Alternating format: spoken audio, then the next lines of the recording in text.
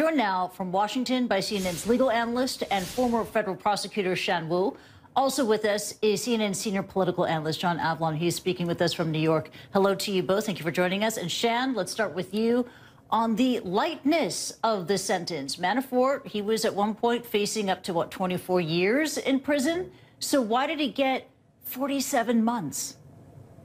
Well, first I want to say I was out on a very low limb yesterday predicting only 6 to 8 years, but even that was too high.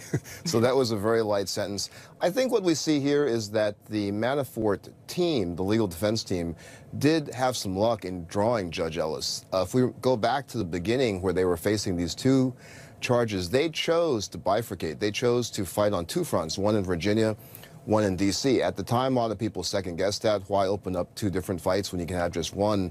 They may have chosen right in hindsight because they drew Judge Ellis there. They seemed to read him very well. He gave us some hints that he thought maybe Manafort would not have been scrutinized as carefully were he not part of the Mueller probe, if Mueller was not trying to have him flip. And that seemed to carry over into the judge's sentence. He seemed to really buy the defense team's argument that there was a disproportionality about the potential sentence. As you know, Christy, the defense team, they read the judge very well. In the end, they got this soft sentence. And John, this very shockingly lenient sentence has sent shockwaves through the political world. What do you make of it and the message it sends? Well, two things. First of all, it does recall an old adage by one of the lowest lights in American politics, Roy Cohn, who said, "Don't tell me tell me what the law is, tell me who the judge is." Roy Cohn, obviously not only counsel to Joe McCarthy, but also to President Trump earlier in his career. Judge Ellis's decision, and again, this isn't over. There's another sentencing coming up next week, so it's not the totality of time he will serve. Was a landmark in cluelessness because of this indelible phrase, Paul Manafort's, quote, otherwise blameless life. That phrase is not a punchline, but it should be.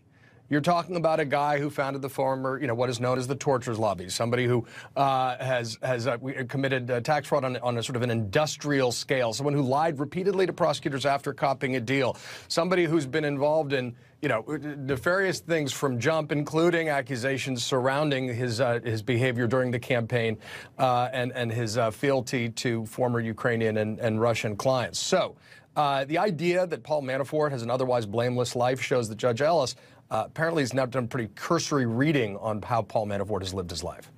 Yeah, these are some pretty serious crimes, and yet Judge Ellis handing him down, 47 months in prison. This is, again, only round one. But then there's talk about the possibility of a pardon. So, Shan, want to get your thoughts on that. We know the Democratic representative from California, Adam Schiff, called the statement that was read out by Manafort's lawyer, after this soft sentence, was issued, called it a deliberate appeal for a pardon. Does it seem more likely now that Paul Manafort will get a presidential pardon? I think they've set the stage to help him with that. I think they were careful before the sentencing to really focus more on Judge Ellis, and as soon as they got past that hurdle, I think that statement on the steps of the courthouse was obviously directed at President Trump. I think it gives the president some cover, because he's certainly going to spin this as, oh, this was a slap on the wrist, it shows it wasn't that serious of an offense, therefore I am deservedly going to pardon him. So I think it actually helps them with the pardon argument. Yeah, and John, we're still waiting to get that positive tweet from the U.S. president this morning. Any signs that he's given along the way, signs that a pardon is a strong possibility for Manafort? Well, he has said that he wouldn't take anything off the table. He's praised Manafort in the past for not flipping, using language more familiar to viewers of mob movies than typically presidents of the United States. Again, there is this other sentencing coming down. He may, as Shan says, say that this vindicates me in my position. It also could be a de minimis enough sentence that it's difficult to pardon a person for it. But I think the other thing it does is really call into question not just the judge's decision, but the larger disparity in sentencing in America, where you've got, some folks going to prison for life for buying marijuana or for small, misdemeanors. But this really large-scale sort of industrial tax fraud is greeted with a slap on the wrist, despite the career of the individual and the stakes involved in the crimes he has been implicated in, some of which are the more serious in some respects, are maybe coming next week. Yeah, and there's already been a lot of outrage expressed after this sentencing. And Shan, the story not over yet because of what's happening next week. Manafort facing a different judge next week to be sentenced on conspiracy and witness tampering convictions. Could he get substantial prison time for that? He could, and it's so interesting, John's point about the disparity, because the whole point of the sentencing guidelines originally was to eliminate that, but now they're more advisory, and so this is an example of what can happen.